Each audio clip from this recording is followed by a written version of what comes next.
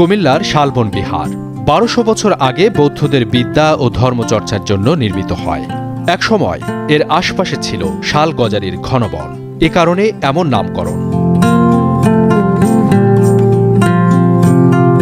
১৯৫৫ সালে খননের পর ৫৫০ ফুট এলাকা জুড়ে উন্মোচিত হয় বৌদ্ধ বিহারের ভূমি নকশা।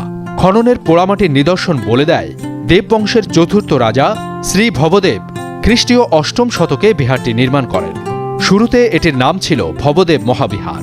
এর বিপরীত পাশেই কালের সাক্ষী হয়ে আছে নবশালবন বৌদ্ধ বিহার। প্রতিদিন বিভিন্ন স্থান থেকে এটি দেখতে আসেন দেশ বিদেশের দর্শনার্থী। শুধু শালবন বিহার নয়, কুমিল্লার লালমাই ময়নামতি এলাকায় ৭ম থেকে দ্বাদশ শতকের ৫৬টির বেশি পুরাকীর্তি চিহ্নিত করা হয়েছে। খনন হয়েছে ইটাখোলা, রূপবানমোড়া ও রানী ময়নামতির প্রাসাদ সহ ১৫টি নিদর্শন। সুযোগ সুবিধা বাড়ানো গেলে পর্যটন নগরী হিসেবে কুমিল্লা রয়েছে বেশ সম্ভাবনা। শুধু শালবন বিহার নয়, কুমিল্লার লালমাই ময়নামতি এলাকায় ৭ম থেকে দ্বাদশ শতকের ৫৬টির বেশি পুরাকীর্তি চিহ্নিত করা হয়েছে। খনন হয়েছে ইটাখোলা, রূপবানমোড়া ও রানী ময়নামতির প্রাসাদ সহ ১৫টি নিদর্শন।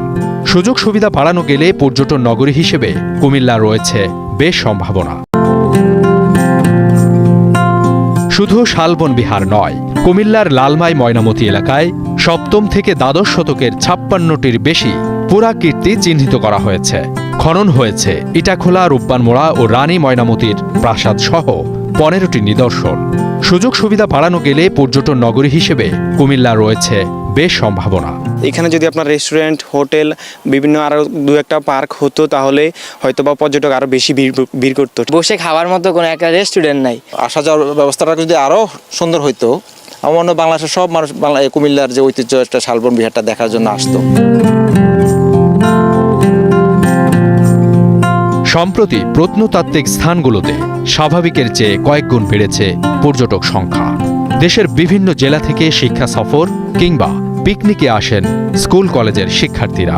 এখানের ফ্রেশ এয়ারটা আমাকে অনেক বেশি মুগ্ধ করছে। দর্শনার্থীদের যে ব্যবস্থা, সুব্যবস্থা সেটি ছিল না। আমরা কিছু কিছু করে এর ভিতর বৃদ্ধি করার চেষ্টা করছি।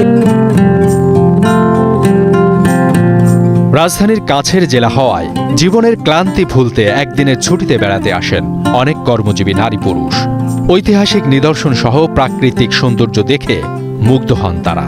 ছোটবেলা থেকে পড়তাম বইয়ে, শালবন বিহার, ময়নামতি, এগুলা দেখে আর কি ইচ্ছা হলো যে চলে আসি কুমিল্লার এখানে, ঢাকা থেকে কাছে যেহেতু। খুবই ভালো লাগতেছে, একটা ঐতিহ্যবাহী স্থান। শালবন বিহারে যেহেতু সবাই আসে, এর ভিতরে কিন্তু এই সমুদয় অঞ্চলের একটা সুন্দর ম্যাপ থাকতে পারে, যেখানে এই নিদর্শনগুলিকে মার্ক করা থাকতে পারে, সেগুলির মডেল থাকতে পারে, যাতে কেউ চাইলে যেন দেখতে পারে। বিভিন্ন ধরনের খাবারের রেস্তোরাঁ সহ পর্যটকদের আবাসিক সুবিধা নিশ্চিত করা গেলে লালমাই পাহাড় ও ময়নামতি ঘিরে কুমিল্লা হয়ে উঠতে পারে দেশের অন্যতম সেরা পর্যটন এলাকা।